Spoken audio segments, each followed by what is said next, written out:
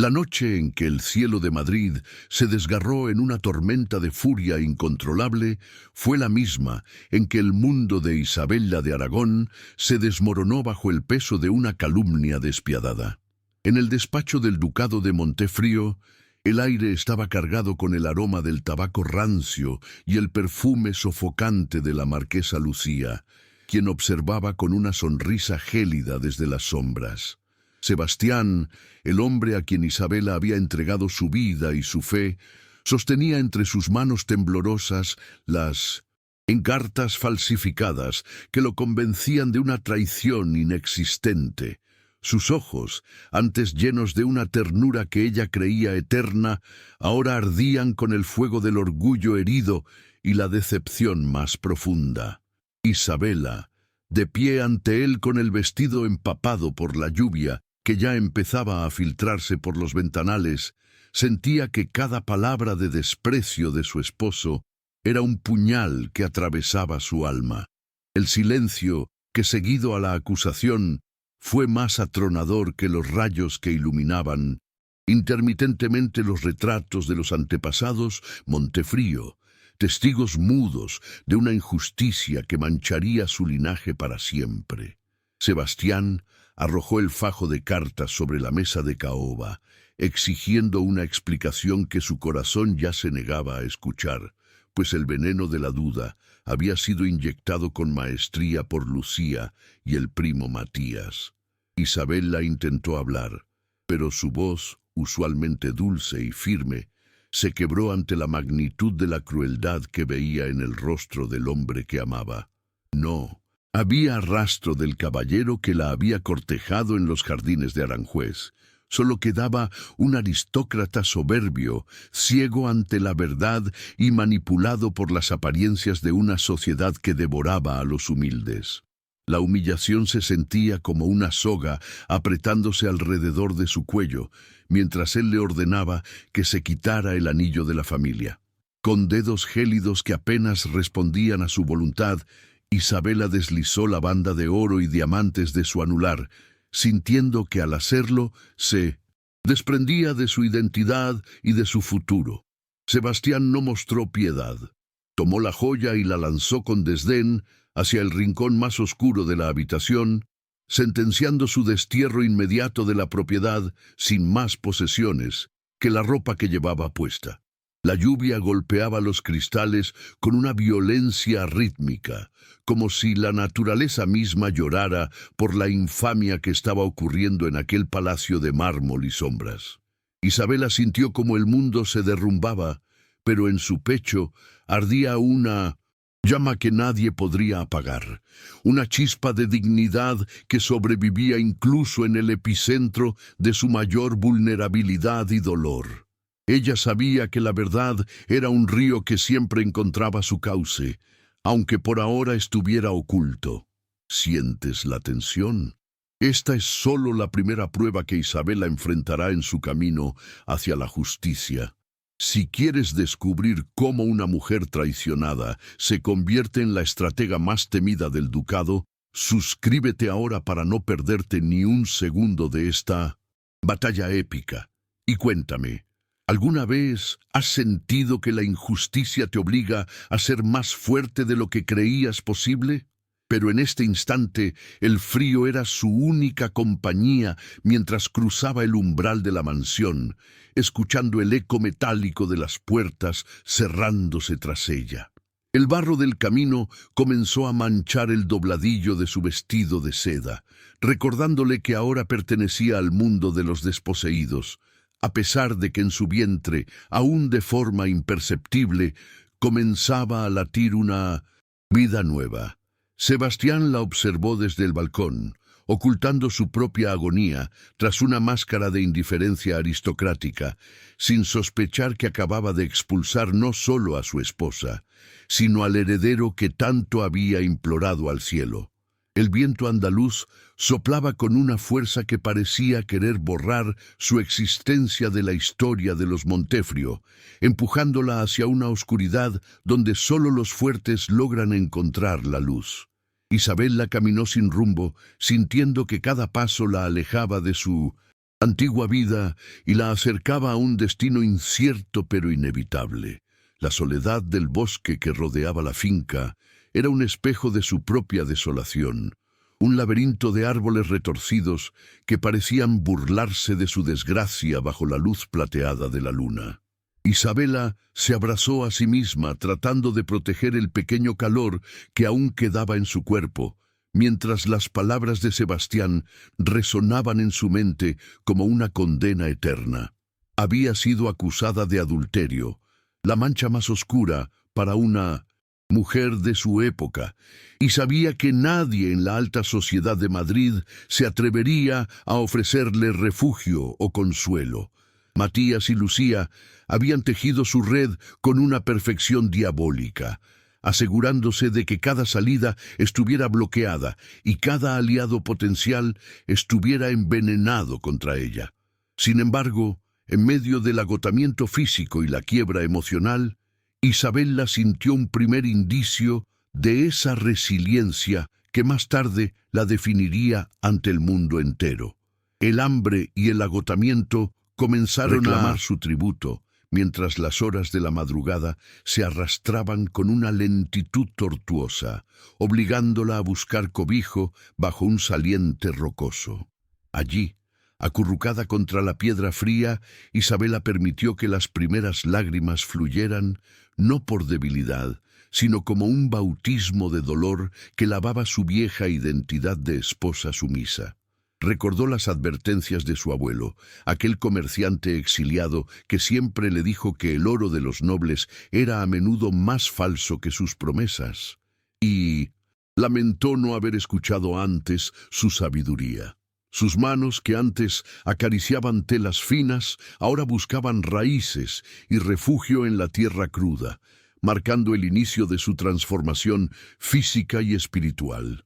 El contraste entre la opulencia que dejó atrás y la crudeza del suelo que ahora la sostenía era una lección que grabaría a fuego en su memoria para siempre. A medida que el alba comenzaba a teñir el horizonte de un gris ceniciento, Isabela vislumbró a lo lejos las torres de un convento de 1900. Caridad, un lugar que para muchos representaba el fin de la esperanza, pero para ella sería el inicio de su redención. Sabía que su reputación estaba destruida, que su nombre sería arrastrado por el fango de los salones de baile y que Sebastián probablemente buscaría la anulación de su matrimonio en cuestión de días. No obstante, el descubrimiento secreto de su embarazo, un secreto que guardaba como un tesoro sagrado bajo su corazón, le otorgaba una razón para no rendirse ante la desesperación absoluta.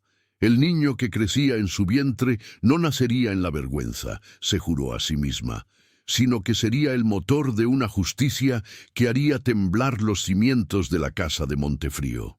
Con cada paso hacia el convento, su voluntad se endurecía como el hierro forjado en el fuego del desprecio. La atmósfera en el convento de las Hermanas de la Esperanza era de una austeridad que cortaba el aliento, con paredes de piedra caliza y el eco constante de cánticos que imploraban piedad por las almas perdidas. Allí, Isabela fue recibida no como la duquesa de Montefrío, sino como una mujer anónima que buscaba un rincón donde lamer sus heridas y esconderse de un mundo que ya la había juzgado y condenado. Las monjas, acostumbradas a ver los restos que la aristocracia desechaba, le ofrecieron una sopa clara y una cama de paja, elementos que Isabela aceptó con una gratitud que jamás había sentido por los banquetes del palacio. Fue en la soledad de esa celda monacal donde realmente comprendió la magnitud de la traición de Sebastián. Él no solo la había expulsado de su hogar, sino que le había robado su derecho a la verdad y a la honra. Mientras tanto, en el palacio, Sebastián intentaba ahogar su remordimiento en botellas de vino añejo, mientras Lucía se deslizaba por los pasillos con la seguridad de una reina que acaba de ganar su corona. El duque sentía un vacío inexplicable, una sombra que recorría los salones donde antes Isabela solía leer o bordar, llenando el aire con una ausencia que dolía más que cualquier insulto. A pesar de las supuestas pruebas, una parte de su alma gritaba que algo estaba mal, que los ojos de Isabela no podían albergar la falsedad de la que se le acusaba. Pero su orgullo, ese monstruo alimentado por siglos de linaje y títulos, le impedía retractarse o buscar a la mujer que había enviado a una muerte probable bajo la tormenta. Estaba atrapado en su propia prisión de mármol, rodeado de enemigos que se hacían pasar por amigos y aliados. Isabela pasó sus primeros días en el convento, sumida en una fiebre que amenazaba con arrebatarle lo único que le quedaba, su hijo. En sus delirios, veía a Sebastián extendiendo la mano para salvarla, solo para que la imagen se transformara en la de Matías, riendo mientras le arrebataba sus pertenencias y su dignidad. Sin embargo, su robusta constitución y su voluntad de hierro prevalecieron, y cuando finalmente despertó de la bruma de la enfermedad, sus ojos ya no reflejaban vulnerabilidad, sino una determinación fría y calculadora. Ya no era la joven ingenua que creía que el amor era suficiente para sostener un matrimonio. Ahora era una madre que lucharía por el legado de su hijo y una mujer que planeaba su regreso con la precisión de un general. El primer bloque de su vida terminaba aquí, en la penumbra de un convento, mientras el mundo creía que Isabela de Aragón había dejado de existir. Los meses en el convento de las Hermanas de la Esperanza transcurrieron bajo un manto de silencio sepulcral, donde cada día era una batalla contra el olvido y la debilidad física que el embarazo imponía a su cuerpo. Isabela no se limitó a orar o a esperar que el destino decidiera por ella. En cambio, utilizó el tiempo de convalecencia para estudiar los documentos que su abuelo le había enviado en secreto antes de su fallecimiento. Estos papeles, ocultos entre las costuras de su humilde túnica de refugiada, revelaban una verdad que Sebastián ignoraba por completo. El ducado de Montefrío estaba sostenido sobre un castillo de naipes financieros. Las deudas que su esposo había heredado de sus antecesores no estaban en manos de bancos distantes, sino que pertenecían a una red de acreedores controlada por su abuelo materno desde ultramar. Isabela comprendió entonces que tenía en sus manos el arma perfecta para recuperar su lugar y su honor. Mientras su vientre crecía como una promesa de futuro, Isabela aprendía los entresijos del comercio y las finanzas, transformando su dolor en una inteligencia afilada que superaba cualquier instrucción que las damas de la corte hubieran recibido jamás. Ella veía en las cifras y en los contratos la oportunidad de dictar los términos de su propia redención, no mediante súplicas, sino a través del poder absoluto de la propiedad. Cada noche, bajo la luz mortecina de una vela, repasaba los nombres de los traidores y las cifras de los intereses que pronto reclamaría con la frialdad de quien ya no tiene nada que perder. La antigua Isabela, la joven que se sonrojaba ante un cumplido, había muerto en la tormenta, dejando paso a una mujer cuya mirada contenía la profundidad de un océano y la firmeza de la cordillera. Su hijo no nacería en la miseria, nacería dueño de la tierra que lo había rechazado. En el palacio de Montefrío, la atmósfera se volvía cada vez más tóxica bajo el reinado de sombras de la marquesa Lucía y la manipulación constante de Matías. Sebastián, consumido por una melancolía que intentaba ocultar tras banquetes extravagantes y una frialdad aristocrática, sentía que las paredes del palacio se cerraban sobre él con cada día que pasaba. Los acreedores empezaban a llamar a su puerta con una insistencia inusual, y los rumores sobre la inminente bancarrota de su linaje correrían por los salones de Madrid como un reguero de pólvora. Lucía presionaba por un compromiso oficial, ansiosa por asegurar su posición antes de que el desastre financiero fuera evidente para toda la corte, sin sospechar que ella misma era parte del plan de ruina orquestado por Matías. El duque, atrapado entre su honor herido y la realidad económica, se sentía más solo que nunca en su propio hogar. La resiliencia de Isabela comenzó a dar frutos cuando recibió la visita de un abogado de gran reputación, quien le entregó formalmente la herencia de su abuelo, convirtiéndola en la mujer más rica de la región. No era solo oro lo que había heredado, sino las escrituras originales de las tierras de Montefrio y los pagarés firmados por el propio padre de Sebastián décadas atrás.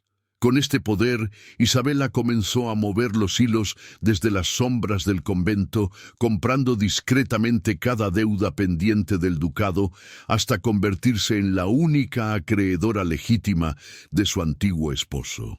Su plan de justicia social también comenzó a germinar. Mientras preparaba su regreso, organizaba en secreto la condonación de deudas de los pequeños campesinos que sufrían bajo la tiranía del administrador puesto por Matías. Ella estaba construyendo un ejército de lealtad entre aquellos que la sociedad solía pisotear sin piedad. A medida que el embarazo avanzaba hacia su 7º mes, la transformación física de Isabela era tan imponente como su cambio interno, proyectando una imagen de maternidad poderosa y soberana que infundía respeto. Su piel, antes pálida por el encierro del palacio, ahora tenía el brillo de la salud y la determinación, y sus gestos habían adquirido la elegancia natural de quien sabe que posee la verdad. Las hermanas del convento la observaban con asombro, reconociendo en ella no a una pecadora caída, sino a una reina en el exilio que se preparaba para reclamar su trono. Isabela sabía que el tiempo de las sombras estaba llegando a su fin, y que debía presentarse ante el mundo en el momento de mayor vulnerabilidad y arrogancia de sus enemigos. El gran baile de compromiso del duque sería el escenario perfecto para su reaparición triunfal y el ajuste de cuentas definitivo. El contraste entre su vida actual y los recuerdos de su expulsión servía como combustible para su voluntad, impidiéndole caer en la tentación del perdón prematuro o la debilidad emocional. Cada vez que sentía los movimientos del bebé en su interior, recordaba la imagen de Sebastián lanzando su anillo al suelo y la risa burlona de Lucía resonando en el despacho. Esa memoria era su ancla y su brújula, guiándola a través de los complejos preparativos para su retorno, que incluían la contratación de los mejores asesores financieros y la creación de una nueva identidad pública. Ella no regresaría como la esposa suplicante que fue desterrada. Regresaría como la propietaria legítima de cada piedra del palacio de Montefrio y como la guardiana de un linaje que Sebastián casi permite que se extinguiera por su orgullo. La justicia no era solo un concepto abstracto para ella, sino una realidad tangible que pronto ejecutaría. Isabela comenzó a enviar cartas anónimas a Sebastián, no con mensajes de amor, sino con detalles precisos sobre su situación financiera que solo un acreedor muy cercano podría conocer, sembrando la paranoia en el palacio. El duque, acosado por la incertidumbre, empezó a desconfiar incluso de Matías, sintiendo que un enemigo invisible estaba cerrando el cerco sobre su patrimonio con una precisión quirúrgica. Mientras tanto, Isabela se encargaba de que la marquesa Lucía recibiera regalos costosos de un supuesto admirador desconocido, alimentando su codicia y su vanidad para que cometiera errores públicos que dañaran su reputación ante la aristocracia. Cada movimiento de Isabela era una pieza en un tablero de ajedrez donde Sebastián era el rey acorralado y ella la reina que dominaba todo el campo de batalla desde la distancia. La tensión en la ciudad crecía, esperando el evento que lo cambiaría todo para siempre. Antes de continuar con esta increíble historia de Isabella y el duque Sebastián de Montefrío, quiero hablar un instante contigo. Esta es una de esas narraciones que te harán emocionarse, suspirar y tal vez hasta derramar lágrimas. Acompáñame hasta el final de esta jornada, porque cada giro, cada sacrificio y cada gesto de amor merecen ser vividos contigo. Cuéntame en los comentarios desde qué lugar del mundo estás escuchando este relato. Es hermoso imaginar esta historia llegando a tantos rincones diferentes, uniendo corazones a través de la emoción. Aprovecha y suscríbete a nuestro canal para seguir disfrutando de historias de época, siempre llenas de amor, aventura, intrigas y redención. Aquí cada detalle está pensado para tocar tu alma y llevarte a viajar en el tiempo. Quiero agradecerte de corazón por toda la atención y el cariño que has dedicado a cada capítulo. Es por ustedes que todo esto tiene sentido, y con ustedes quiero seguir compartiendo muchas otras jornadas emocionantes. Sebastián, por su parte, pasaba noches en vela recorriendo las caballerizas y los campos, sintiendo que la tierra misma se le escapaba entre los dedos, mientras los intereses de las deudas se acumulaban. La presión de Matías para que firmara los documentos de traspaso de algunas propiedades clave como garantía de nuevos préstamos se volvía insoportable. Pero el duque aún conservaba un rastro de instinto que le advertía contra su primo. Sin embargo, la falta de liquidez era tan desesperante que Sebastián comenzó a considerar seriamente la posibilidad de vender el honor de su casa para evitar la cárcel de deudores. Él recordaba cómo había despreciado a Isabella por su origen menos noble, solo para encontrarse ahora en una situación donde su propia nobleza era una carga vacía que no podía comprar ni el pan de su mesa. La sombra de su esposa ausente lo perseguía en cada rincón, recordándole su mayor fracaso. La marquesa Lucía, convencida de que su victoria estaba asegurada, comenzó a organizar el baile de compromiso con una ostentación que resultaba ofensiva para la situación real del ducado, ignorando las advertencias de los administradores.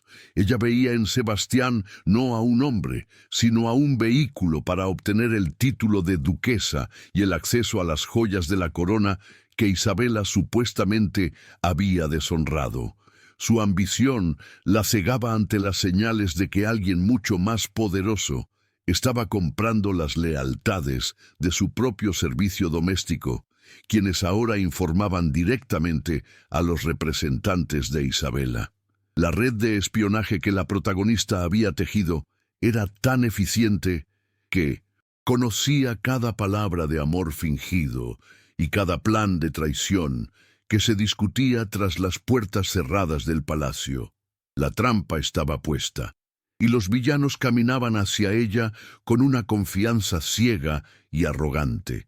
En el convento, Isabella recibía clases de etiqueta y protocolo de una antigua dama de la corte que vivía en retiro, asegurándose de que su entrada en la sociedad madrileña fuera impecable y devastadora.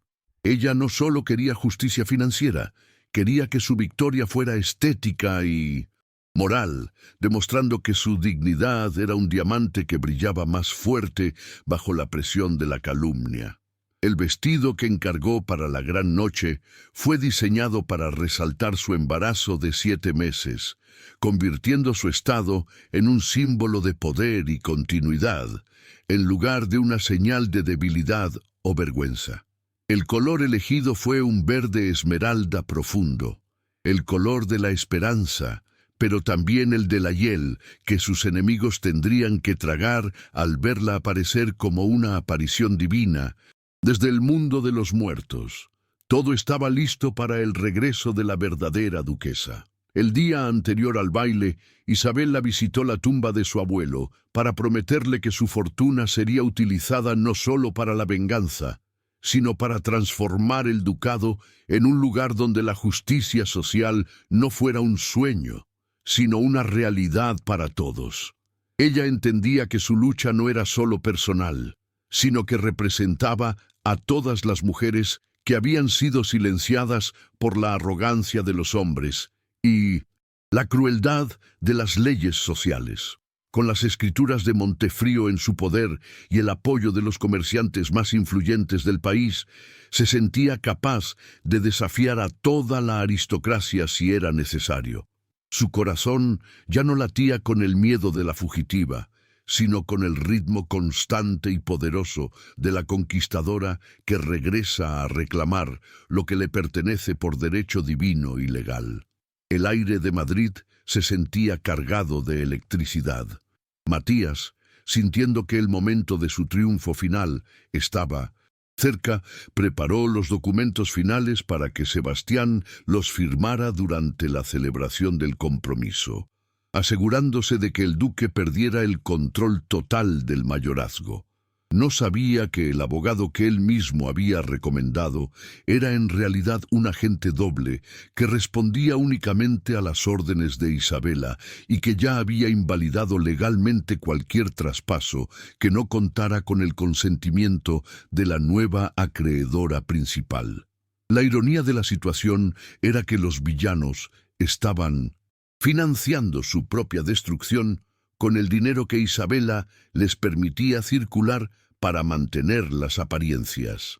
La caída sería estrepitosa y la sorpresa sería el último sentimiento que experimentarían antes de que el mundo que conocían se desvaneciera bajo sus pies en el Salón de los Espejos. Finalmente, la noche del baile llegó con una luna llena que iluminaba el palacio de Montefrío como un faro de opulencia en medio de la crisis oculta que lo devoraba por dentro. Carruajes lujosos llegaban uno tras otro, descargando a la élite de Madrid que venía a presenciar el nuevo compromiso de uno de sus duques más prominentes. Sebastián, vestido de gala pero con el rostro demacrado por la angustia, recibía a los invitados con una sonrisa mecánica mientras sus ojos buscaban constantemente una salida que no existía. Lucía, a su lado, resplandecía con joyas que técnicamente ya no le pertenecían a la casa Montefrío, burlándose del destino con cada risa forzada. Nadie sospechaba que, a pocos metros de distancia, en un carruaje negro sin insignias, Isabela de Aragón estaba lista para realizar su entrada triunfal y cambiar el curso de la historia. El silencio que se produciría cuando ella cruzara el umbral sería el prólogo de una nueva era para el ducado, una donde la justicia y el amor no serían monedas de cambio, sino los pilares de un futuro compartido. Isabela se miró en el pequeño espejo del carruaje una última vez, ajustando el encaje que cubría su vientre, y sintió una paz absoluta que nacía de la certeza de su misión. No había odio en su mirada, solo la determinación implacable de quien ha cruzado el infierno y ha regresado con las llaves del paraíso. El duque Sebastián estaba a punto de descubrir que la mujer que echó bajo la lluvia era la única persona capaz de salvarlo de su propia ruina, pero el precio de esa salvación sería la entrega total de su orgullo y su libertad ante el altar de la verdad.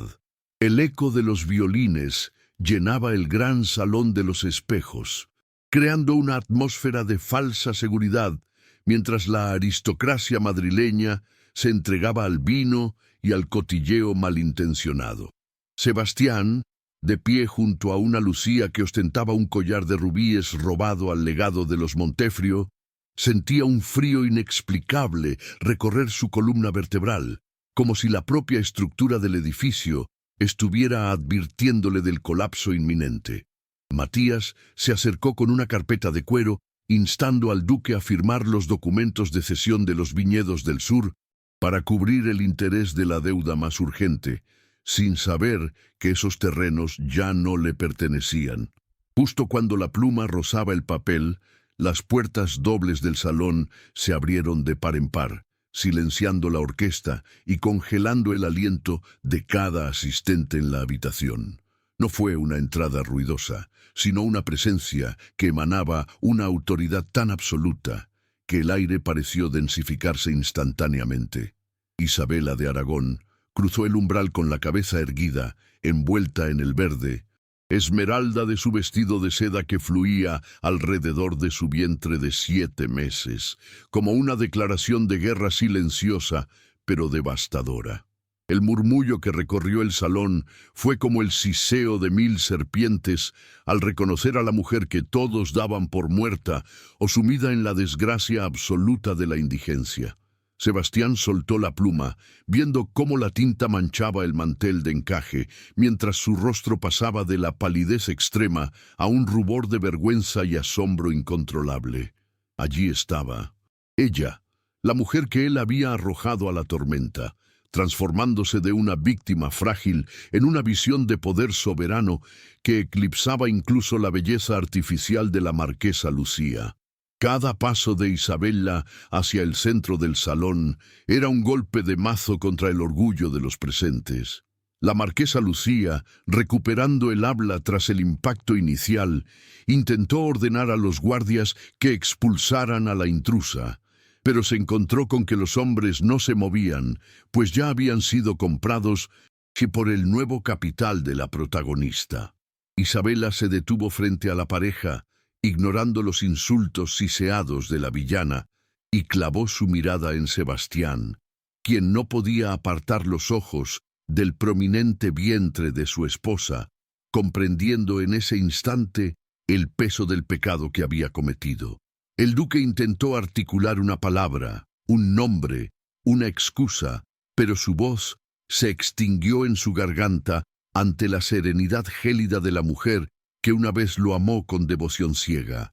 Ella no traía un cuchillo para vengarse, sino algo mucho más letal en los salones de la nobleza, la verdad documentada y el poder del oro que ahora controlaba el destino de todos ellos.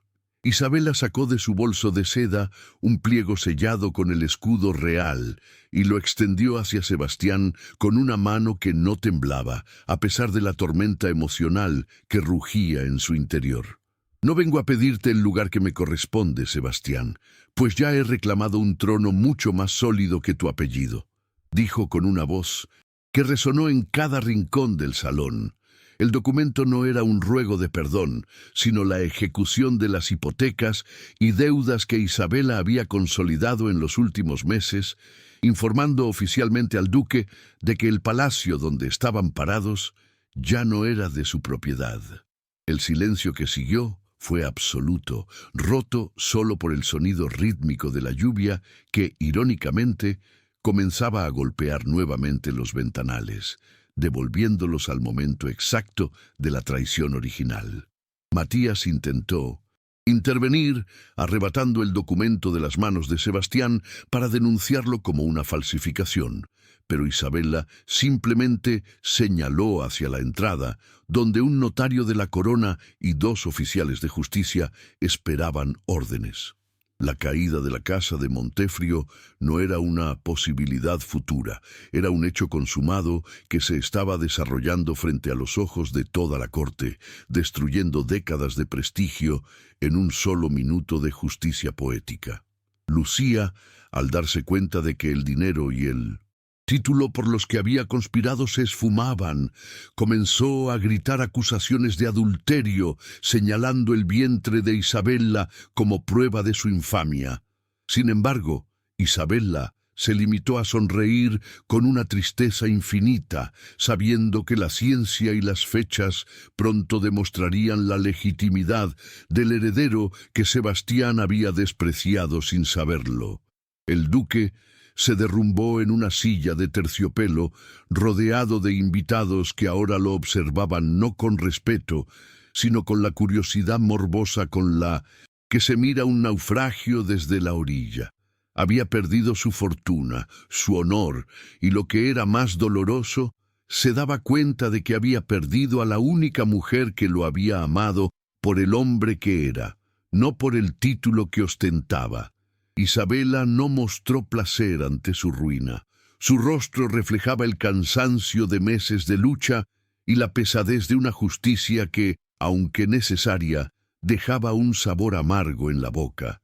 Ella se volvió hacia la multitud, declarando que todos los servicios y proveedores del ducado cobrarían sus deudas pendientes a través de su oficina, ganándose instantáneamente la lealtad de la clase trabajadora presente en el salón. La humillación pública fue el golpe de gracia para el orgullo de Sebastián, quien veía cómo Matías intentaba escabullirse del salón con la carpeta de documentos, buscando salvar su propio pellejo antes de que el barco se hundiera por completo. Isabela, sin embargo, ya había previsto este movimiento y los oficiales de justicia interceptaron a su primo en la puerta, acusándolo formalmente de malversación de fondos y fraude contra la corona ducal. El castillo de naipes se desmoronaba con un estrépito ensordecedor, dejando al descubierto la podredumbre que se escondía tras los tapices caros y las lámparas de cristal de Bohemia. En medio del caos, Isabela se mantuvo como un faro de calma, protegiendo su vientre con ambas manos, consciente de que cada palabra dicha esa noche era un ladrillo en la fortaleza del futuro de su hijo. Sebastián levantó la mirada hacia ella, buscando un rastro de la compasión que solía encontrar en sus ojos, pero solo encontró el reflejo de su propia traición y la firmeza de una mujer que había aprendido a caminar sola por el valle de las sombras. «¿Cómo pudiste hacerme esto, Isabela?», susurró él en un último intento de desviar la culpa, a lo que ella respondió con una frase que silenciaría sus reclamos para siempre. «Yo no te hice nada, Sebastián. Yo solo te devolví el espejo de tus propias acciones y el resultado de tu falta de fe». La justicia social que ella representaba no era un acto de crueldad, sino la restauración de un equilibrio que la aristocracia había roto durante generaciones, utilizando a las personas como piezas descartables de su juego de poder. La marquesa Lucía, desesperada, intentó abalanzarse sobre Isabela en un ataque de histeria ciega, pero Sebastián, en un último destello de su antiguo honor, se interpuso entre ambas, recibiendo el rasguño destinado a su esposa. Este pequeño gesto, aunque insuficiente para borrar el pasado, fue el primer indicio de que el hombre que Isabela amó todavía existía bajo las capas de arrogancia y manipulación. Lucía fue arrastrada fuera del salón por los mismos guardias que antes le rendían pleitesía, gritando maldiciones que ya nadie escuchaba, mientras la sociedad madrileña comenzaba a retirarse, dejando a los protagonistas solos en medio de la opulencia ahora vacía. El Salón de los Espejos devolvía la imagen de un hombre roto y una mujer que, aunque victoriosa, llevaba el peso de un mundo sobre sus hombros. Isabela sintió una punzada de dolor en su vientre, un recordatorio de que su cuerpo estaba llegando al límite de sus fuerzas tras meses de tensión y planificación meticulosa. Se apoyó en una columna de mármol, permitiendo que la máscara de fortaleza se agrietara solo por un segundo, lo suficiente para que Sebastián viera la vulnerabilidad que todavía residía en ella. A pesar de todo, ella no permitió que él se acercara lo suficiente para tocarla. La distancia entre ellos no era solo física, sino una brecha de 7 meses de abandono y lágrimas que no podían ser borradas con un simple gesto de arrepentimiento. El poder ahora residía en sus manos, pero el costo de ese poder había sido su inocencia y la fe que alguna vez tuvo en la bondad natural de su esposo. Este es el momento más oscuro de Isabela. La traición la ha llevado al límite. Pero aquí es donde comienza su verdadera transformación. Si tu corazón late más rápido esperando su venganza, si necesitas ver cómo la duquesa convierte su dolor en poder, presiona ese botón de suscripción, porque lo que viene a continuación cambiará todo. Dime en los comentarios, ¿qué harías tú en el lugar de Isabela? ¿Perdonarías o lucharías hasta el final? El silencio que siguió a la partida de los invitados era denso, cargado de las palabras no dichas que flotaban entre ellos como fantasmas de una vida que ya no existía. Sebastián se acercó lentamente, manteniendo una distancia respetuosa, y se arrodilló sobre el suelo de mármol manchado de vino y tinta en un acto de sumisión que nadie habría creído posible unas horas antes. No pidió las tierras, ni el dinero, ni el perdón por su ruina financiera. Simplemente fijó su vista en el vientre de Isabela y preguntó con una voz quebrada si el niño era suyo. Isabela, mirando hacia el techo donde las pinturas de ángeles parecían observar la escena con lástima, asintió levemente, confirmando la mayor tragedia del duque, haber despreciado su propio futuro en el momento de mayor necesidad. La realidad de la situación financiera de Sebastián se hizo patente cuando los oficiales comenzaron a inventariar los muebles y las obras de arte, recordándole que ya no era el señor de la casa, sino un inquilino por la gracia de la mujer que había expulsado. Isabela le informó que le permitiría quedarse en una de las salas del palacio mientras se resolvían los juicios contra Matías, no por amor, sino para que el mundo viera su redención y para que aprendiera lo que significaba depender de la caridad de otro. Era una lección de humildad que Sebastián aceptó sin protestar, pues el peso de su culpa era mucho mayor que el peso de su pobreza inminente. Él comprendía que su vida anterior había terminado y que cualquier futuro posible dependía enteramente de la misericordia de la mujer que ahora gobernaba su mundo. Matías, desde su celda temporal en el cuartel de la Guardia, intentaba enviar mensajes desesperados a sus contactos en el gobierno, pero descubría con horror que Isabela ya se había encargado de cerrar todas esas puertas. Ella había utilizado su herencia no solo para comprar deudas, sino para asegurar la integridad de la justicia, eliminando los sobornos que durante años habían permitido que los poderosos actuaran con impunidad.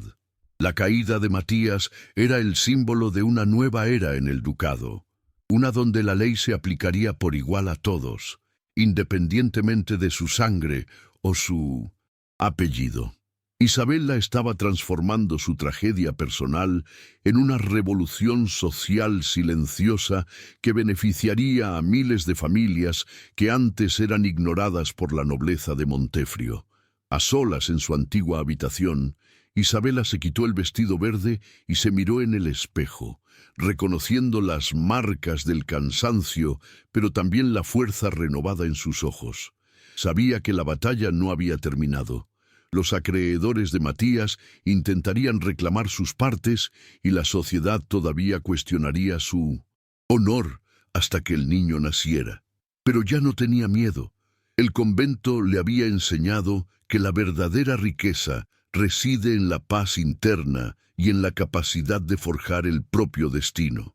Ella era la dueña de Montefrio, pero también era la guardiana de un secreto que pronto cambiaría la relación con Sebastián para siempre, revelando que el amor, aunque herido, tiene formas extrañas de manifestarse a través del sacrificio y la justicia.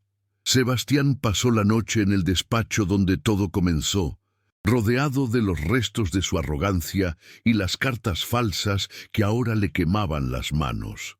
Se dio cuenta de que Lucía nunca lo había amado, que solo era un peón en su búsqueda de estatus y que su propia estupidez lo había cegado ante la pureza de Isabela.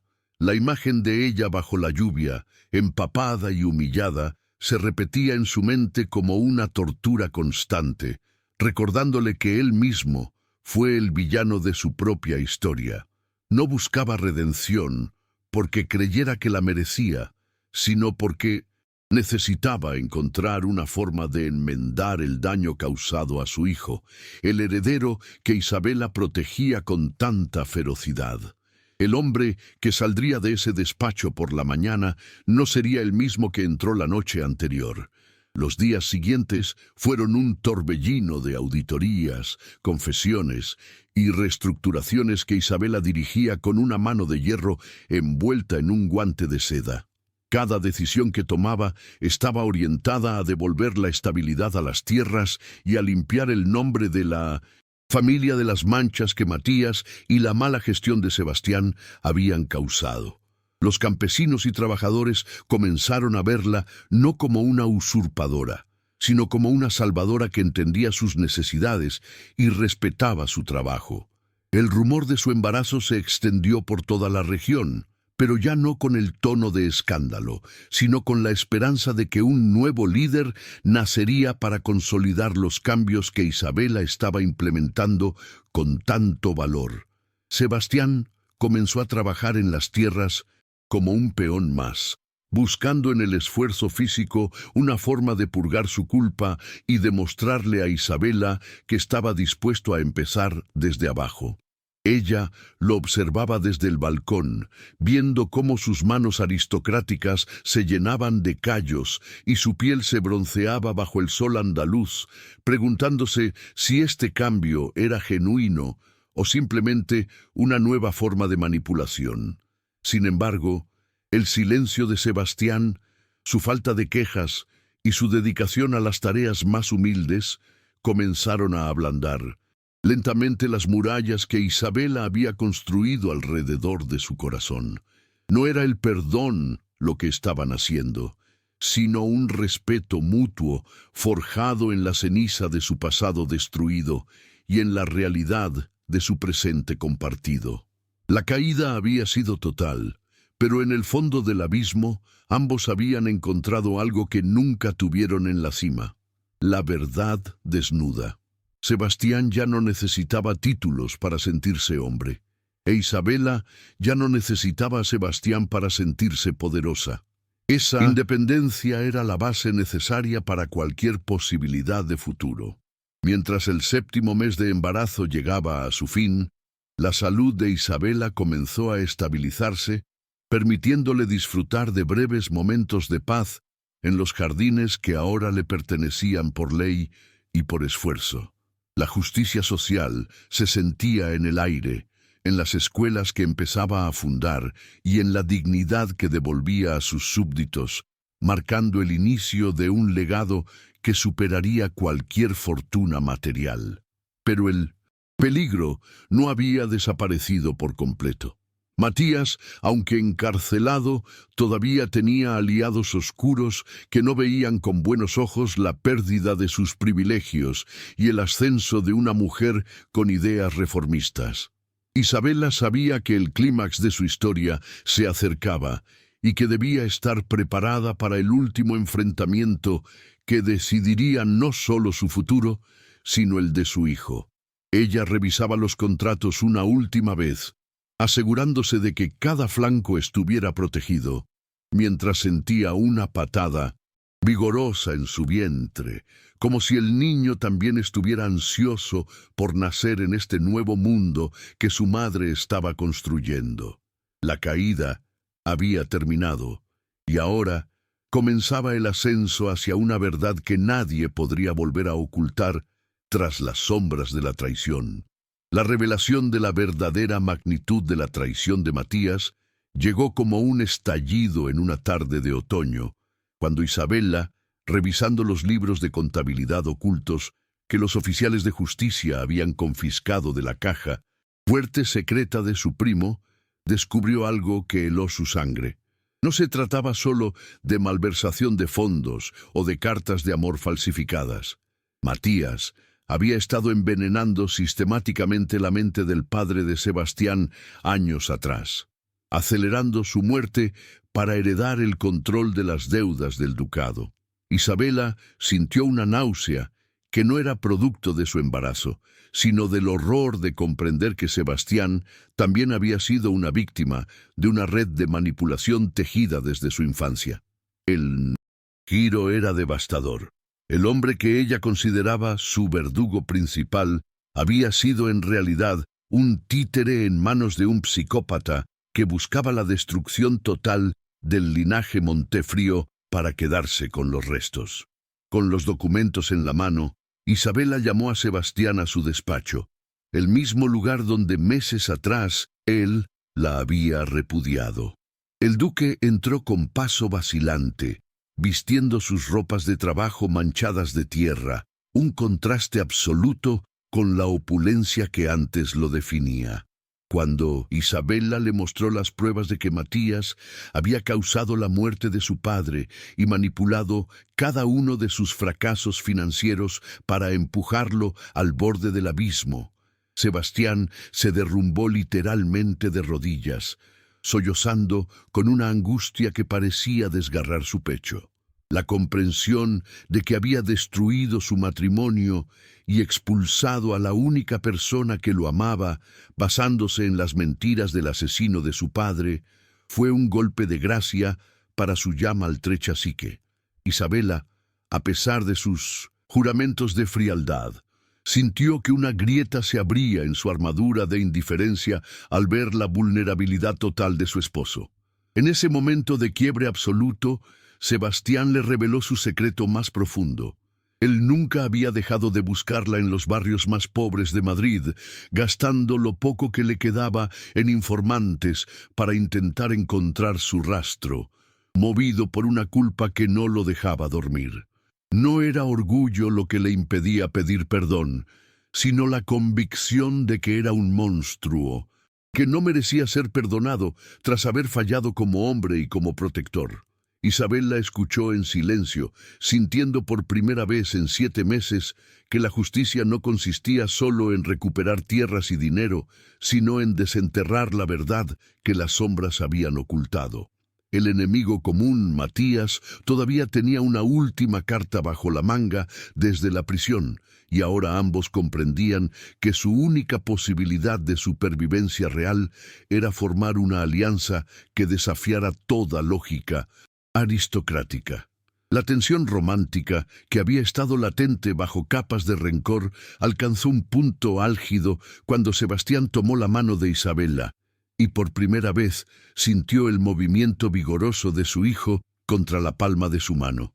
Fue un contacto eléctrico que pareció borrar por un instante el ruido de los abogados y los oficiales de justicia, recordándoles lo que realmente estaba en juego.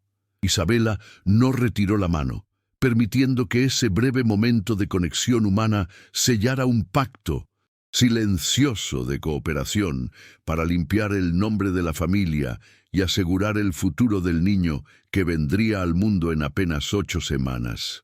Ya no se trataba solo de una mujer cobrando una deuda, sino de 2 almas heridas que decidían, en medio de la ruina, que la verdad era el único cimiento sobre el cual podían reconstruir algo que se pareciera a un hogar.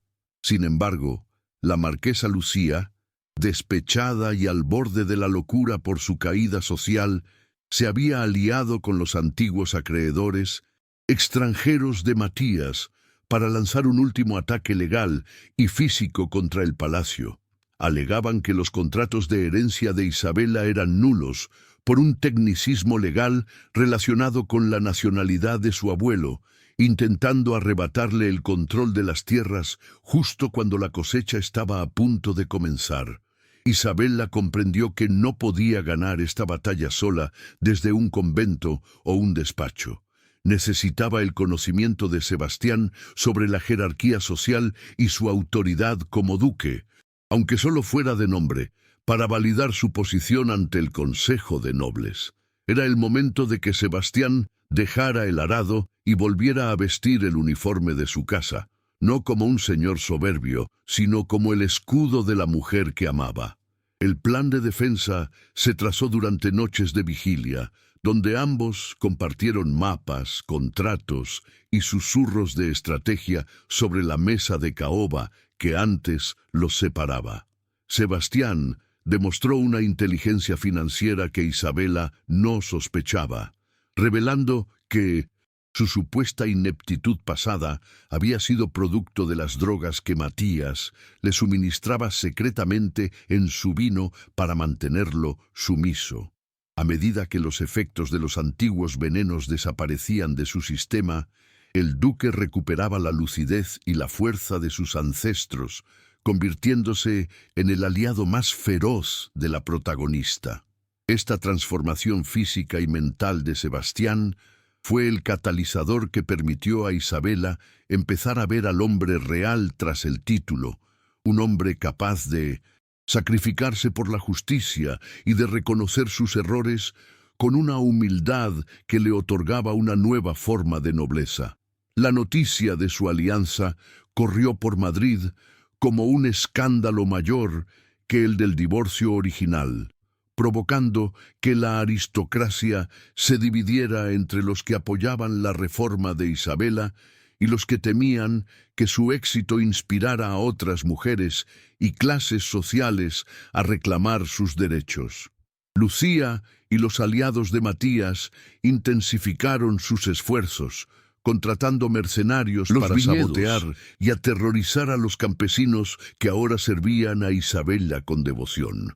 La situación se volvió peligrosa, obligando a Sebastián a patrullar las tierras por la noche, protegiendo con su propia vida el patrimonio que Isabela había recuperado con su ingenio. El amor comenzaba a florecer nuevamente, no como el sentimiento ingenuo de su juventud, sino como una planta robusta que crece entre las piedras de un desierto, alimentada por el respeto mutuo y el peligro compartido. Isabela, por su parte, utilizó sus conexiones comerciales para bloquear los suministros de los conspiradores, demostrando que el poder del dinero podía ser tan efectivo como una espada en la lucha por la supervivencia. Ella se convirtió en la estratega jefe, coordinando los movimientos de Sebastián y de sus abogados con una precisión que asombraba a todos los que una vez la subestimaron. El embarazo, lejos de ser un impedimento, le otorgaba una aura de invulnerabilidad mística. Los campesinos la llamaban la Duquesa de la Esperanza, viéndola como la madre de una nueva era de prosperidad para la región. Cada día que pasaba, la unión entre Isabela y Sebastián se hacía más estrecha, hasta que el deseo de estar cerca el uno del otro se volvió casi insoportable, marcado por miradas cargadas de significados y palabras que se quedaban a mitad de camino. Un evento crucial ocurrió cuando Matías logró escapar de su traslado a la prisión central, desapareciendo en los bosques que rodeaban Montefrío. La seguridad del palacio se reforzó al máximo, y Sebastián juró que nadie tocaría a Isabela ni al niño mientras él tuviera aliento. Fue en este clima de asedio constante donde se produjo el giro definitivo en su relación. Una noche de tormenta, muy similar a la de la expulsión, Sebastián se confesó ante Isabela, no pidiendo el regreso a su cama, sino ofreciéndose a firmar su propia renuncia al título y exilio perpetuo una vez que el niño naciera, para asegurar que ninguna sombra de su pasado manchara el futuro de ella. Isabela, conmovida por este acto de renuncia total, comprendió que el hombre que tenía frente a ella había muerto y renacido, y que ella ya no quería su partida, sino su presencia. ¿Viste ese giro? La verdad que acaba de revelarse lo cambia todo entre Isabela y Sebastián, pero este es solo el comienzo de una alianza que desafiará a los más poderosos.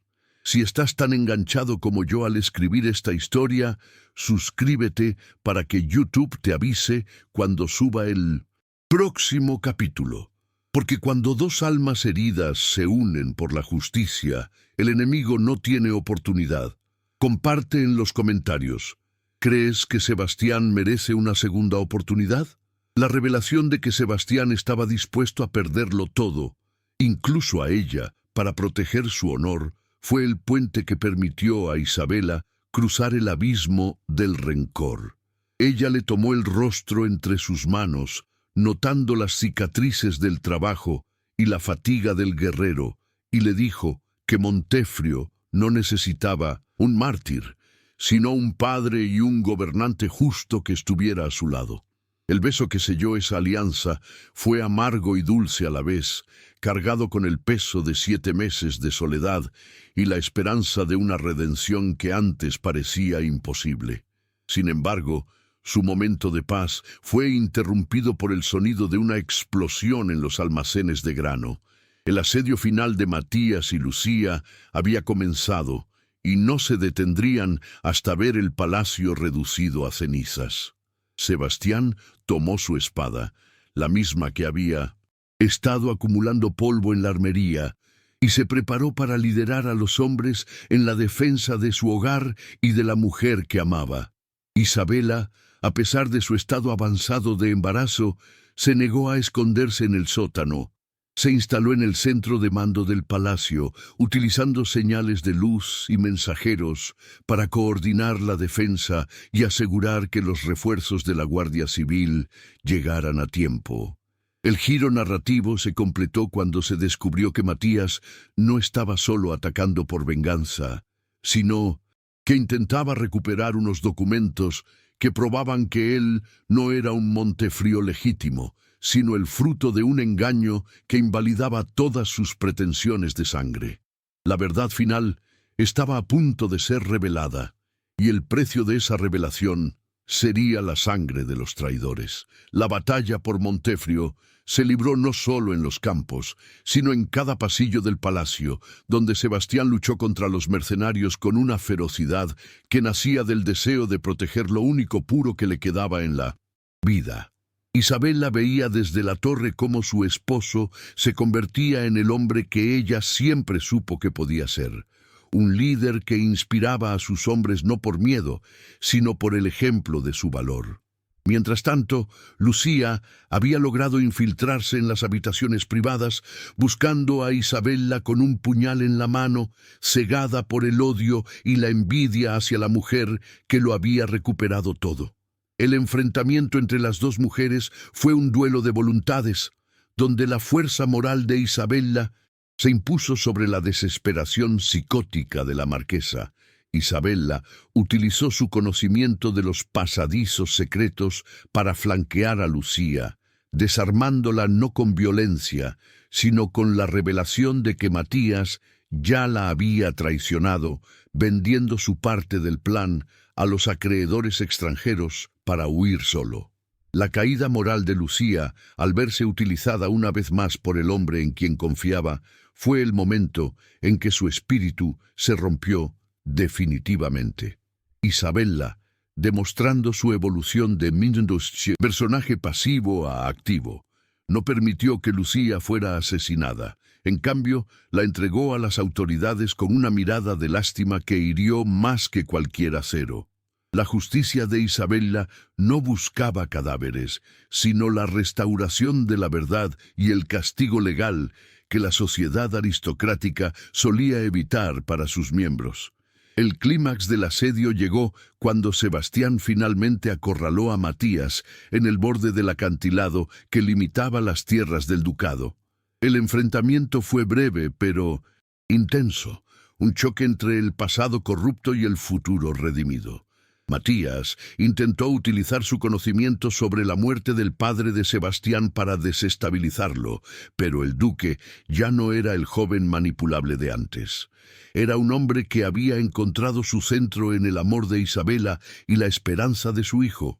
Al final, Matías no cayó por la espada de Sebastián, sino por el colapso del terreno que él mismo había debilitado con sus minas ilegales de azufre, una ironía final que selló su destino bajo la tierra que tanto había intentado saquear. La amenaza física había terminado, pero el esfuerzo había cobrado su precio en la salud de Isabela. En medio del humo y la victoria, Isabela sintió la primera contracción verdadera, un dolor agudo que señalaba que el heredero de Montefrío no esperaría al final de la guerra para hacer su entrada. Sebastián, regresando de la batalla cubierto de hollín, pero con los ojos brillando de triunfo, la tomó en sus brazos justo cuando ella perdía el equilibrio.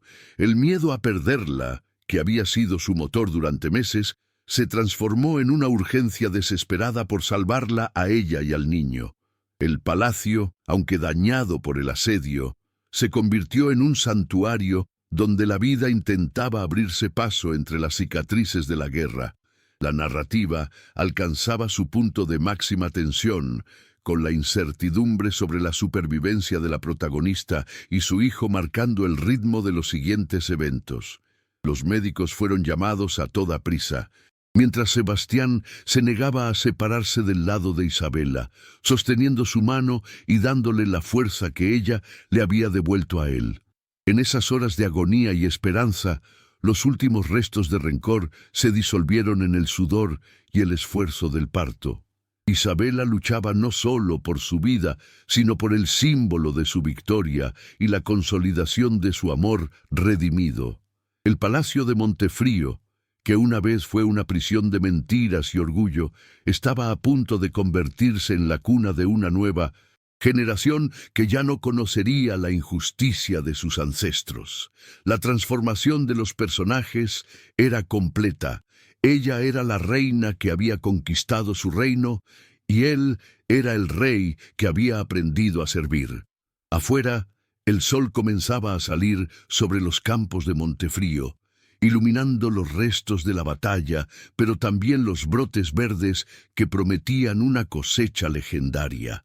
La justicia social que Isabela había sembrado comenzaba a dar sus frutos, con los campesinos organizando brigadas de limpieza y reparación por su propia voluntad, motivados por el amor a su nueva señora. El legado de Isabela ya era una realidad antes incluso de que el niño naciera, una marca imborrable en la historia de España que sería contada por generaciones. El giro de la historia había sido total. De la expulsión bajo la lluvia a la defensa heroica bajo el fuego, Isabela de Aragón había reescrito su destino y el de todos los que la rodeaban. El silencio volvió finalmente al palacio, un silencio expectante y sagrado que precedía al primer llanto del nuevo heredero. Sebastián, arrodillado junto a la cama de Isabela, le juró que cada día de su vida restante sería un tributo a su valor y un intento de compensar la ceguera de su pasado. Ella, con la respiración entrecortada, pero con una sonrisa de paz infinita, le dio permiso para ser, por fin, el hombre que ella siempre amó en secreto, incluso en sus noches más oscuras en el convento. El capítulo de la caída y el giro se cerraba, dando paso al clímax final donde la vida y la justicia se encontrarían en un abrazo definitivo. El mundo de Montefrío nunca volvería a ser el mismo, y su historia se convertiría en un faro para todos aquellos que creen en el poder de la redención. Isabela cerró los ojos por un instante, sintiendo el calor de la mano de Sebastián y la promesa del futuro que latía en su vientre. Ya no había deudas que cobrar, ni enemigos que derrotar. Solo quedaba el camino hacia la curación y la construcción de un legado que no se basara en el oro, sino en la verdad. La marquesa Lucía estaba en una celda, Matías bajo tierra, y el duque Sebastián estaba a sus pies, redimido por el dolor y transformado por el amor. La justicia se había cumplido, pero el precio había sido alto, dejando cicatrices que serían recordadas como medallas de honor en la piel de ambos. El giro final estaba dado, y la historia se dirigía hacia su resolución con la fuerza de un río que finalmente llega al mar después de una larga travesía por las montañas. El aire en la alcoba principal del palacio de Montefrío estaba cargado de una tensión casi eléctrica, donde el aroma de las hierbas curativas se mezclaba con el olor del humo que aún persistía en los jardines tras el asedio. Isabela, con el rostro perlado de sudor y los dedos aferrados a las sábanas de lino, se encontraba en el epicentro de su batalla más personal: traer al mundo al heredero que fue el motor de su resistencia. Sebastián no se había movido de su lado, ignorando las heridas en sus hombros y la fatiga que amenaba con derribarlo, actuando como el ancla de una mujer que estaba cruzando el umbral entre la vida y la muerte. Cada contracción era un recordatorio físico de los 7 meses de angustia, pero también de la fuerza indomable que Isabela había cultivado en las sombras. El médico real, enviado por la corona tras conocerse la verdad del fraude de Matías, trabajaba con urgencia, consciente de que el futuro del ducado pendía de un hilo. Afuera, los últimos focos de resistencia de los mercenarios eran sofocados por la Guardia Civil y los propios campesinos, quienes armados con herramientas de labranza protegían las puertas del palacio como si fueran su propio hogar. La justicia que Isabela había sembrado durante meses se manifestaba ahora en una lealtad inquebrantable que ningún título de nobleza habría podido comprar jamás. Sin embargo, un mensajero irrumpió en la antecámara con noticias alarmantes. Los acreedores extranjeros, en un último acto de desesperación legal, habían presentado una orden de embargo preventivo sobre el palacio, alegando que el nacimiento no estaba debidamente testificado. Sebastián, al escuchar los gritos desde el pasillo, se vio forzado a tomar una decisión desgarradora: permanecer junto a su esposa en su momento de mayor vulnerabilidad o salir a defender el derecho legal de su hijo frente a los buitres que esperaban en la entrada principal del palacio. Isabela, en un momento de lucidez entre los picos de dolor, tomó la mano de su esposo y con una voz que contenía la autoridad de todas sus ancestras, le ordenó que fuera a luchar por el nombre de su hijo mientras ella luchaba por su vida. Sebastián besó su frente con una devoción que rozaba lo sagrado, jurándole que no permitiría que nadie pusiera un pie en esa habitación mientras él tuviera aliento en el cuerpo. El duque salió al gran salón, donde los representantes legales de los conspiradores intentaban forzar la entrada. Y allí, frente a los espejos que habían sido testigos de su caída, se erigió como el verdadero señor de Montefrio. Ya no era el hombre débil manipulado por venenos y mentiras, sino un guerrero redimido que hablaba con el peso de la ley y el fuego del honor recuperado. La confrontación fue una danza de palabras y amenazas legales que mantenía a todo el ducado en vilo. La tensión en el salón era insoportable mientras los hombres de negro leían actas y Sebastián respondía con los documentos originales que Isabela había recuperado. Se trataba de un duelo por la propiedad, pero también por la dignidad de un linaje que había sido arrastrado por el fango de la traición. Mientras tanto, en la alcoba, el esfuerzo de Isabela alcanzaba su punto álgido. Su cuerpo, agotado por meses de lucha, parecía llegar a su límite absoluto. Fue en ese instante de oscuridad total, cuando las fuerzas parecían abandonarla, que Isabela recordó el frío de la lluvia, la noche de su expulsión, y la llama de justicia que encendió en el convento.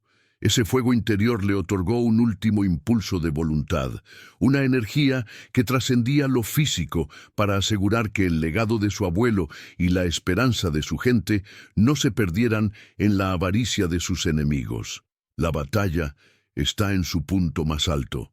Isabela y Sebastián luchan codo a codo, pero aún no sabemos si la justicia prevalecerá ante este último ataque legal.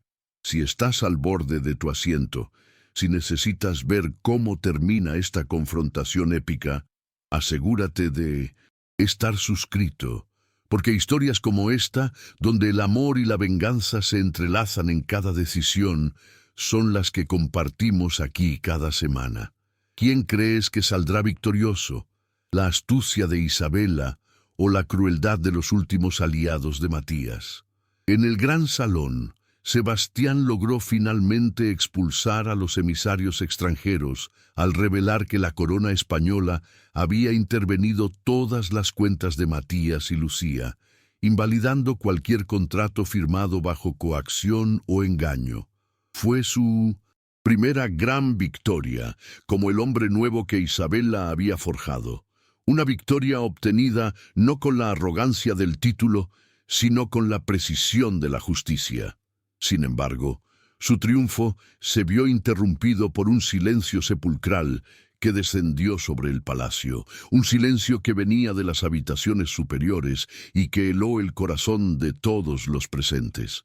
Sebastián corrió escaleras arriba, con el alma en un hilo, temiendo que su redención hubiera llegado demasiado tarde o que el precio de la victoria hubiera sido la vida de la mujer que le enseñó a ser humano.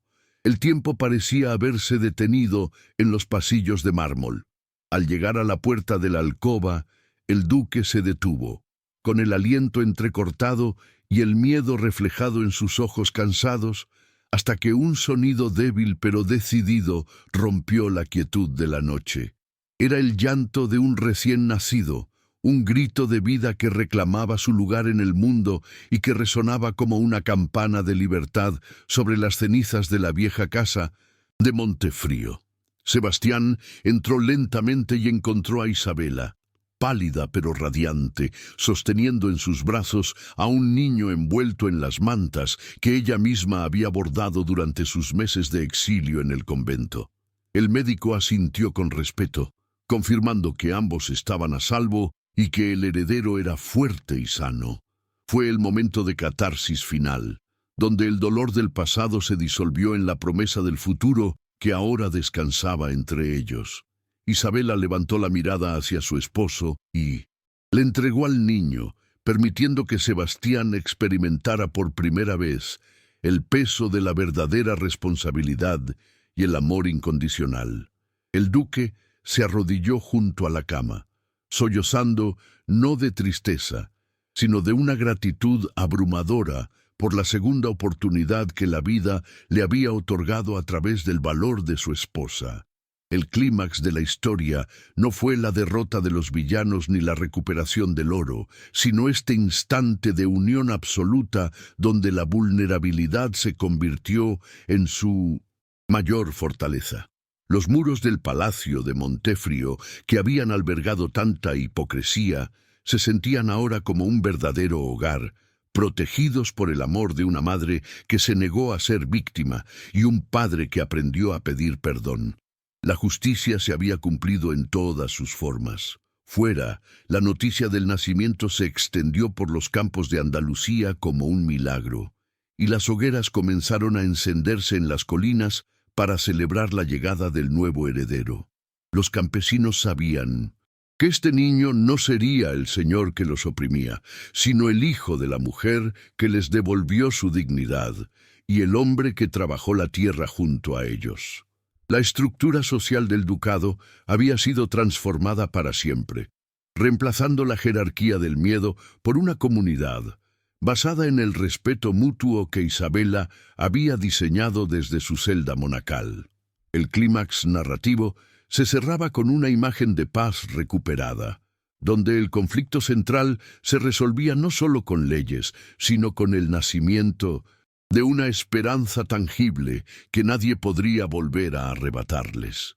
A pesar del agotamiento, Isabela sintió una satisfacción profunda al ver a Sebastián proteger al niño, comprendiendo que su plan de justicia social estaba ahora asegurado por el linaje que tanto defendió. Los enemigos habían sido derrotados, los traidores estaban tras las rejas o bajo tierra, y el palacio era finalmente un refugio para la verdad. Ella sabía que el camino por delante no sería fácil y que aún quedarían cicatrices que sanar en su matrimonio, pero la base de su nueva vida era sólida como la piedra caliza de las montañas. El clímax llegaba a su fin con la primera luz del alba entrando por la ventana, iluminando a la familia que había nacido de la tormenta y que ahora se preparaba para gobernar con sabiduría y compasión. Isabela se permitió cerrar los ojos por fin, sabiendo que su labor de resistencia había terminado y que su papel como arquitecta del destino de Montefrío había sido un éxito total. Les, hombre que la echó a la calle, ahora velaba su sueño, y el hijo que estuvo a punto de perder era el símbolo de su victoria definitiva sobre la calumnia y el odio. El ducado ya no era una herencia de deudas y sombras, sino un legado de luz y justicia que brillaría en la historia de España. La transformación de Isabela de una esposa suplicante a la reina del comercio y señora de las tierras era el testimonio final de que la resiliencia es el arma más poderosa de una mujer traicionada. El médico y las criadas se retiraron en silencio, dejando a la pareja en la penumbra de la habitación que ahora simbolizaba su nuevo comienzo. Sebastián, con el niño dormido en sus brazos, miraba a Isabela con una mezcla de asombro y adoración, prometiendo en silencio que nunca más permitiría que una sombra cruzara su rostro. La noche más larga de sus vidas había terminado, dando paso a una claridad que revelaba el verdadero valor de lo que habían construido juntos entre las ruinas de sus antiguos errores. El clímax se desvanecía en la suavidad de un amanecer que traía consigo el perfume de los azahares y la promesa de una paz que duraría por generaciones en las tierras de Montefrio. El sol de primavera bañaba los viñedos de Montefrio con una luz dorada y cálida, simbolizando el renacimiento de una tierra que meses atrás parecía condenada a la desolación y la ruina. Isabela caminaba con paso firme y sereno por los jardines del palacio, sosteniendo en sus brazos al pequeño Gabriel, el heredero que había nacido en medio del fuego y la esperanza. Ya no quedaban rastros de la mujer vulnerable que fue expulsada bajo la tormenta. En su lugar se erigía una gobernante sabia que había convertido el ducado en una cooperativa próspera donde cada campesino era dueño de su propio esfuerzo. La justicia social que ella soñó en el convento era ahora una realidad palpable en las escuelas recién inauguradas y en los rostros dignificados de su gente.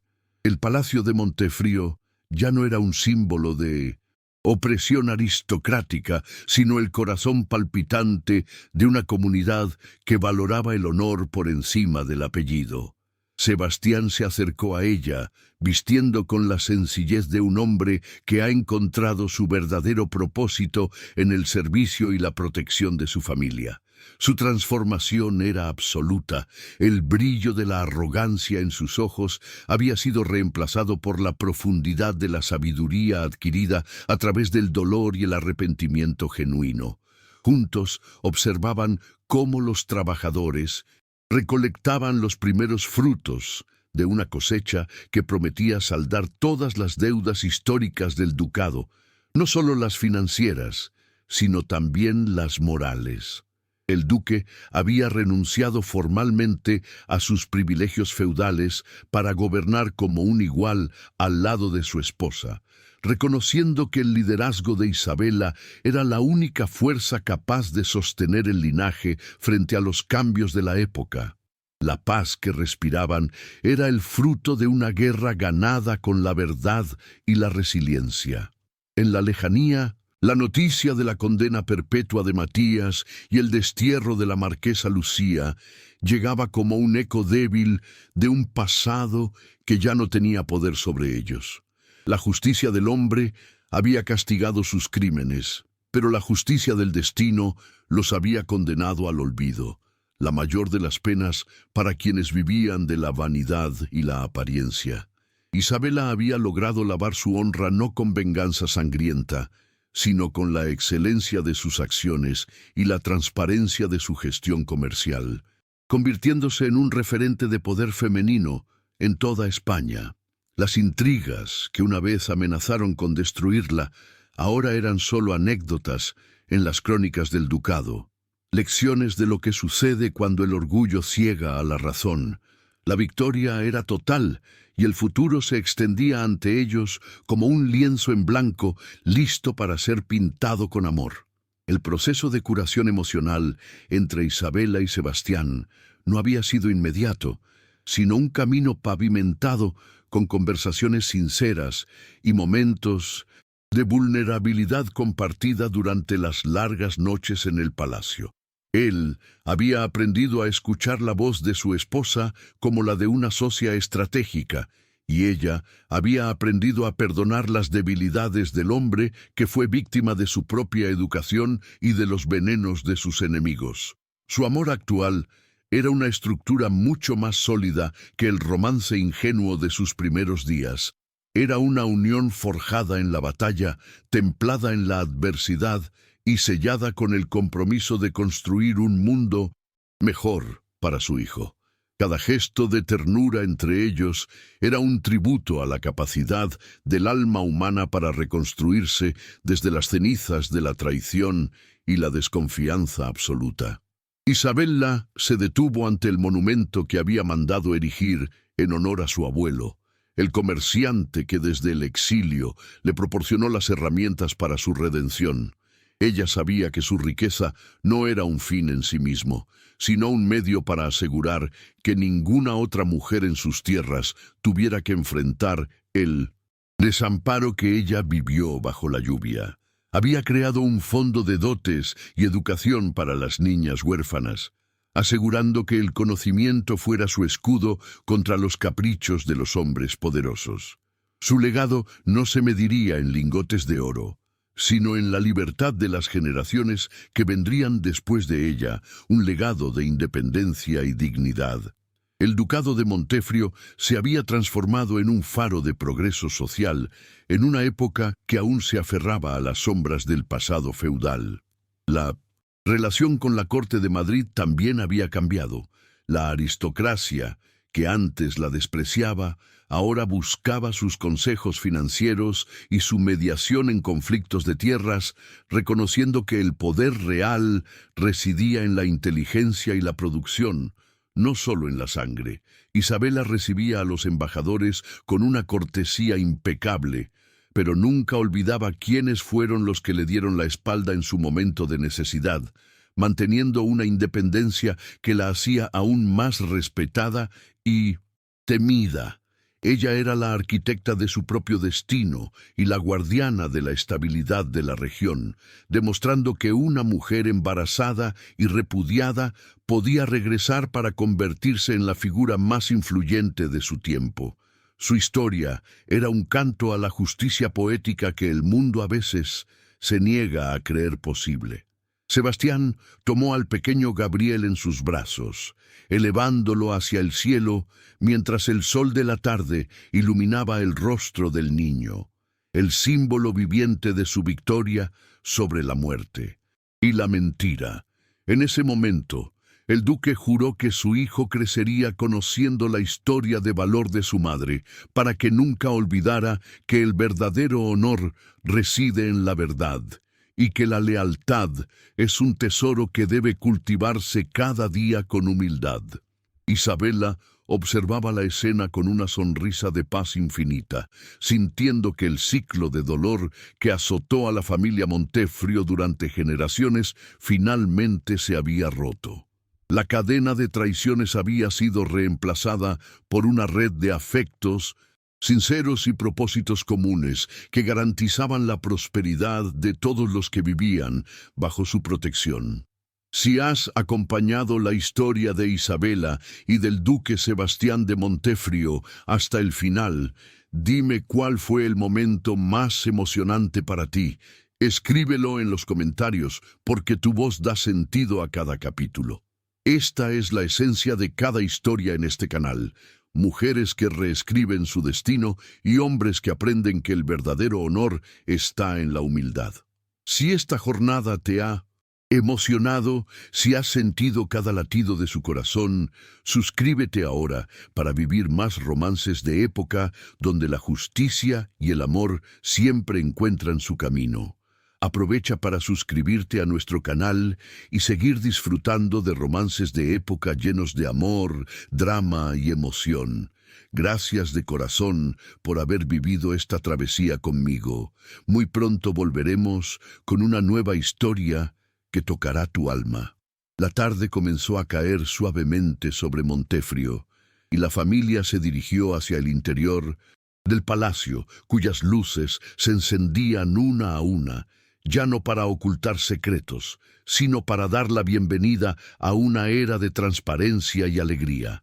Isabella se detuvo un momento en el umbral, el mismo lugar donde una vez fue rechazada, y sintió una profunda gratitud por el camino recorrido, por difícil que hubiera sido. comprendió que cada lágrima derramada fue una semilla para la fortaleza que ahora poseía, y que el exilio fue la escuela necesaria para aprender a valorar lo que realmente importa. La vida le había devuelto todo lo que le fue robado, pero multiplicado por la sabiduría y la paz que solo se encuentran tras superar las pruebas más duras del destino. El eco de sus pasos en el mármol ya no sonaba a soledad, sino a pertenencia y propósito compartido con el hombre que caminaba a su lado. Sebastián le ofreció su brazo con una reverencia que contenía todo el respeto del mundo, e Isabela lo aceptó con la gracia de una reina que sabe que su poder emana de su propio corazón. Dentro, la cena estaba lista, y el murmullo de los criados, ahora tratados con la dignidad que merecían, llenaba el aire de una calidez hogareña que el palacio nunca había conocido antes. Las sombras del pasado se habían disipado por completo, dejando espacio para que la luz de la verdad brillara en cada rincón, desde las bodegas de los viñedos hasta las torres más altas. Gabriel dormía plácidamente en su cuna de madera tallada, ajeno a las tormentas que precedieron su llegada, pero destinado a heredar un mundo mucho más justo y compasivo gracias a la valentía de sus padres. Isabela se acercó para besar su frente, sintiendo el aroma a leche y esperanza que emanaba de su hijo, el mayor de sus triunfos y el más dulce de sus consuelos. Ella sabía que su historia sería contada en los pueblos vecinos como una leyenda de justicia y amor, inspirando a otras almas heridas a no rendirse nunca frente a la opresión o la calumnia. El legado de Montefrio estaba asegurado, no por la fuerza de las armas, sino por la invencibilidad de una mujer que decidió que su dolor no sería su fin, sino su comienzo. Finalmente, Isabela y Sebastián se asomaron al balcón para contemplar la inmensidad de sus tierras bajo el manto de las estrellas, sintiendo que el universo conspiraba ahora a su favor. No necesitaban palabras para expresar lo que sentían. El silencio era un lenguaje lleno de significados compartidos y promesas cumplidas. La historia de Isabela de Aragón y el duque Sebastián terminaba aquí. Pero su vida juntos apenas comenzaba, marcada por la certeza de que el amor, cuando es purificado por la justicia, es la fuerza más poderosa de la creación. Cerraron las puertas del balcón, dejando que la noche abrazara el palacio con una suavidad que prometía sueños tranquilos y un despertar lleno de propósito. El amor siempre encuentra su camino, y en Montefrío ese camino estaba ahora pavimentado de luz y verdad.